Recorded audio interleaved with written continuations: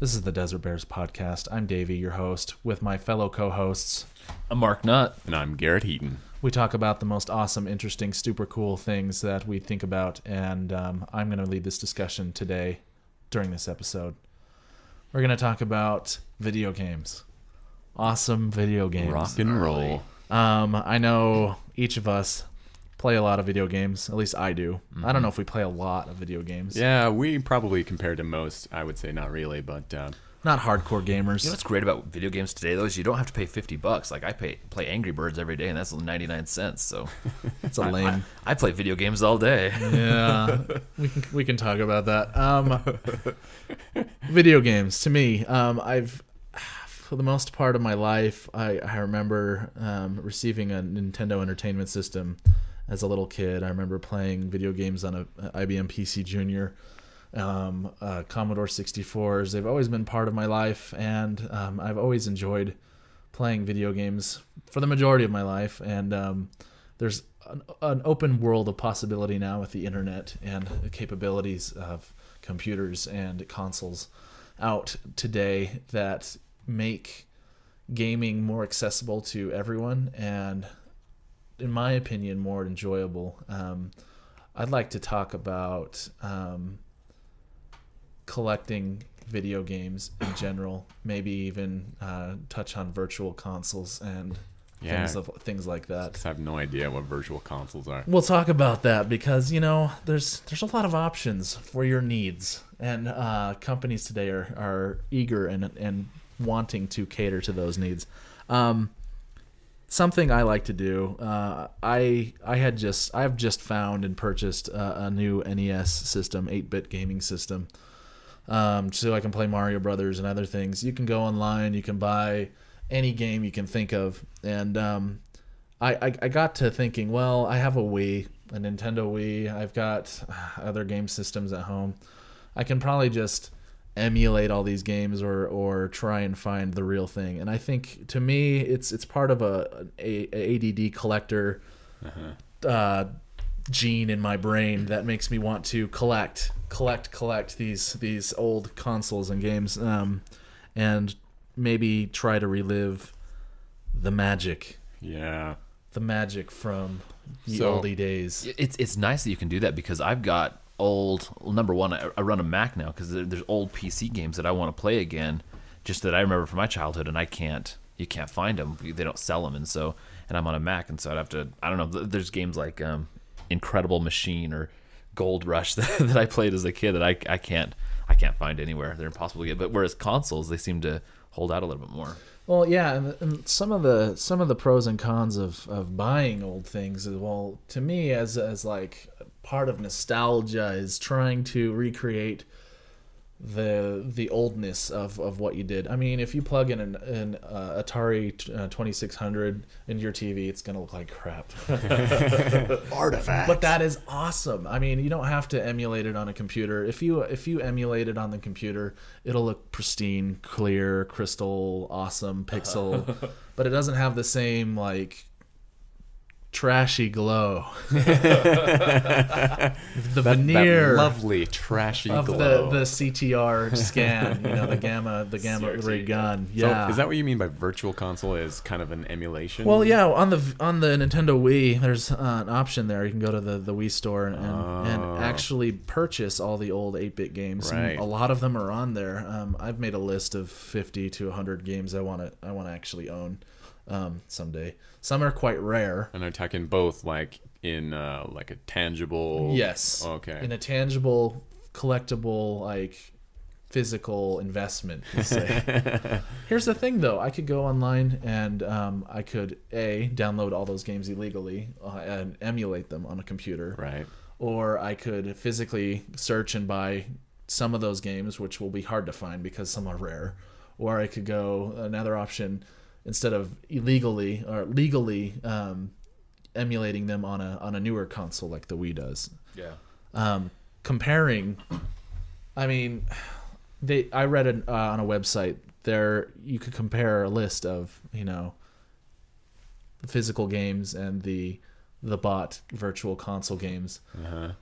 which is cheaper. It turns out virtual console games is a lot cheaper for you as the gamer to acquire all Right. those awesome old And easier games. and faster too. By the way, I still do that once in a while. Super Metroid, I have to download every once in a while and load up an emulator and just play through that whole thing because that game just pulls me in once in a while. Exactly, and what's better for the gamer itself?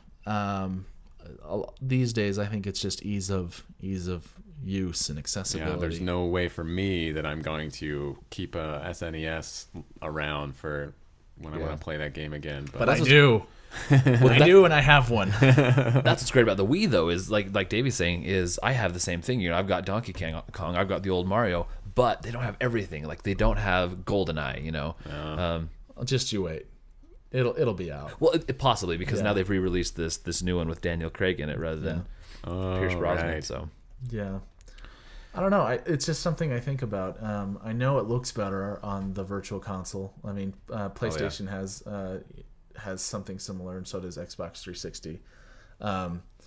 It looks better, but it's not the same thing. It's not me mashing the little red buttons up and down. Is that like an inner conflict I should worry about? Probably not. Well, what's interesting is there's this new company called OnLive where the console is just this box that streams to your TV. So all the processing for the gaming is happening on their server somewhere, and you're just basically getting fed an image like Netflix or something like that. Yeah, I saw that and I was wondering how that worked. Yeah, and they've got all the. It seems like they've got the modern stuff. I haven't looked into it a ton because it's not something that I'm super interested in. But yeah, I just pulled up their website, and it looks like Assassin's Creed is the first one on their website. So that's new. That's relevant. Interesting. Another So it's- option, kind of along the lines of emulation, are these awesome devices you can get from China. They look like PSPs, but they basically, they take an SD card, and you can basically probably put every game made prior to the year 2000 on a portable device like that. Wow. Yeah, the Dingu A330s. It's pretty cool. I love these people online who they make these modifications of the Nintendo 64 or the Dreamcast or whatever, and it's these handheld things. And turning those consoles into portable devices. Ben Heck, he's one of my favorite little device makers. He's done a lot of really awesome stuff, like turning an Xbox into a briefcase or something. Yeah. Like Doesn't that. he have like an online show? He might. I haven't looked at his site for a long time. I'm looking it up right now. But Ben Heck, I always liked his stuff. His forums are really good on portable modifications and homebrew devices like portable Ataris and things. The portable Dreamcast was stupid. it becomes so stupid. The idea that you can carry every game you ever played growing up as a kid in your pocket it astounds me because what's better for you, what's better for me. I don't know. I haven't come to that conclusion yet. That's a good question. Yeah, benheck.com for those that are curious. Very interesting stuff. For me, I'm going to relate this to movies because that's what I'm dealing with right now is streaming, not necessarily streaming, but it's so much easier to download to whatever I have right now. We just downloaded Toy Story 3 on our Apple TV, well, on our computer and streamed it. Anyway, we bought it from iTunes. There's a tiny elf inside a box who lights a fire, which grows a tree, and yeah. And being somewhat of a video file, I can see some artifacts and stuff that it's not the full quality. It's not the full thing. It's not the Blu-ray version. But it was easy to get, and I can watch it on my TV, on my computer, and on my iPhone whenever I want. And that's it's convenience, I think, that wins out for me. Redbox, I mean, it's inconvenient to go out and crash into the curb on your drive down there. I don't know what you're talking about.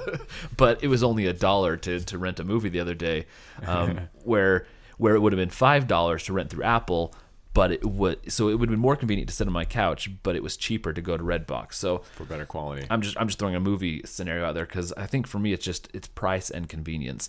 At that time, price was more important than convenience, whereas I don't know, generally streaming is cheaper, but in the situation of renting, it's more expensive to rent than it is to go to Redbox, but it's more expensive to buy the Blu-ray than it is to buy the online iTunes version. But then you have the physical copy you could sell later.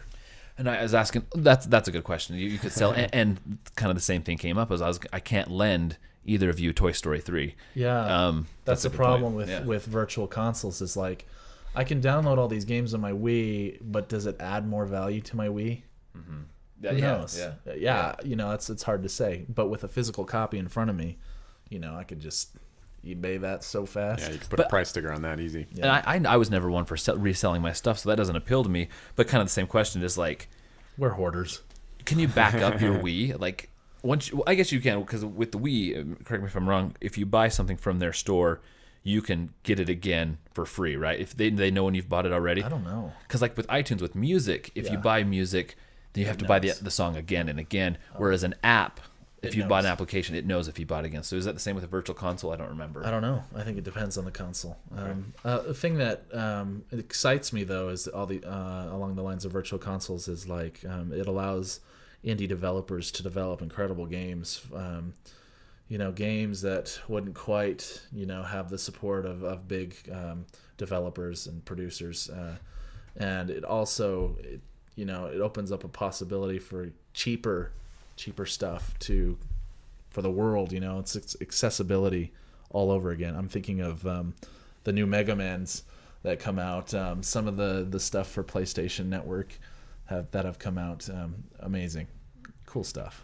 Yeah, I completely agree with that. Like, that there's like these small little games that do incredibly well, like Angry Birds, a 99-cent game. Yep. Yeah. Another awesome game is called Canabalt. It's spelled Canabalt. If you can just go to that website.com, it is one of the most crazy, addicting games ever. But it's simple. It's just a guy running and jumping, and it's stupid simple.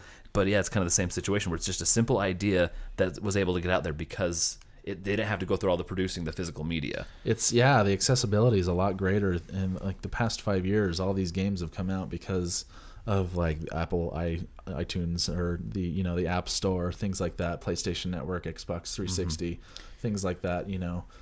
All these ideas are getting out to the people, which makes me wonder, when is enough? How much do you have to pay?